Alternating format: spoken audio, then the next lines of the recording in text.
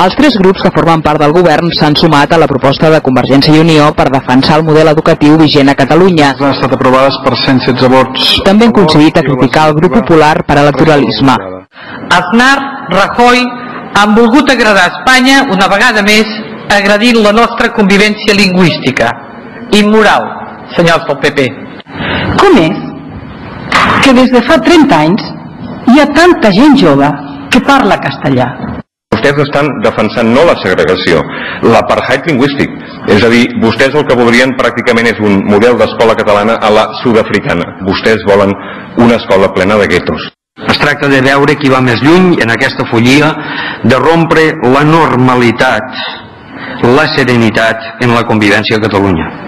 Per contra, el ple ha rebutjat la proposició que havia presentat el PP, que pretenia que els pares poguessin escollir si els seus fills fan classe en català o en castellà. La pregunta que em faig és a què tenen por? A què tenen por?